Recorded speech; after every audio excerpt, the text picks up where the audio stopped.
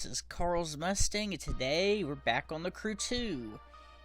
And this is one of my favorite cars. If I had choices between the Eclipse and the FTO GP version R, I would take the FTO. Yes, it has less horsepower. Yes, it's the same engine, but it's just the overall look of it. It just looked totally different than anything else that was out back in its day. Sadly, I think these things were only sold in Japan, and I think Europe. I know they're sold in Japan. But Ivory Tower finally added it, and I'm damn happy. I'm gonna go for red. Those are the only wheels. As you can see, it's $279,000 with a season pass, and it's 39,000 crew credits if you decide to buy it with crew credits. As usual, I'll see you guys out near the track. FTO, and of course I have the thing fully upgraded as usual, no pro settings, and this car is pretty fun, and it actually sounds different from the Eclipse is the nice thing. It has customization, of course. You put EV items and all that on it. Okay, I found it something funny though. The FTO, if anybody knows the FTO, it's supposed to be front wheel drive like the Eclipse. Not unless you count the GSX, but front wheel drive like a normal Eclipse. Well, this one's a little different. When you take off, as you see, it acts like it's wheel drive. Well, when you go do a burnout, it does this, and then it does front wheel drive burnout, which there's no smoke. And then if you start doing this, it acts like it's all wheel drive or rear wheel drive. I don't know what Ivory Tower did, but that's pretty damn funny. As usual, I'm going to be using the Everglades because it's a fun track, and I think it'll perfect test out this car. And I'll go quiet and see you guys after the run and tell you my thoughts.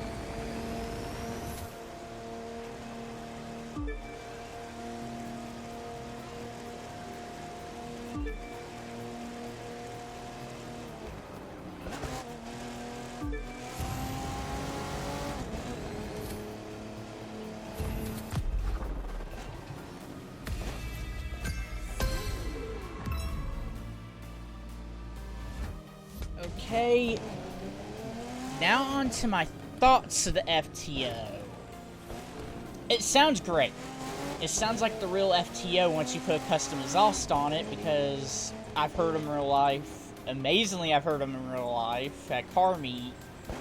And it sounds like it on a Forza also, on Forza Motorsport 4. But the handling's a little iffy. It has like a sway to it. Like you can see, I imagine you can probably see it in the video. It has a little bit of body roll, which is unusual. And it has like a little bit of a drift to it. Now, most of this can be fixed to pro settings, so, or at least some of it can, because sometimes pro settings don't really fix it. But I think I think this could be fixed to pro settings. But it's not the best car. I mean, as you saw, it made 332 on Everglades, which is like almost low in time. Of course, that time could obviously trimmed up with pro settings. All around, it's not a bad car. I mean, it looks good. It's definitely a standout from the rest. I mean, I love JDMs, but I love most JDMs, but this one is a standout. This thing, it stands out from the Eclipse, Skylines, and all of it, just because its looks. Altogether, I think this car's kind of worth it. I mean, there's really nothing bad I can really say about it.